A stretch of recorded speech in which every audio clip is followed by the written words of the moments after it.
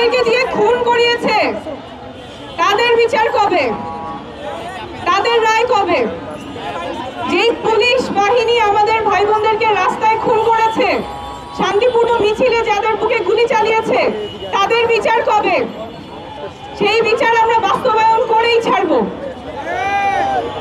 যেই মিডিয়া এতদিন শেখ হাসিনাকে তোষামোদি করে তার গদি শক্ত করে রেখেছে, তাদের সংস্কার কোথায়?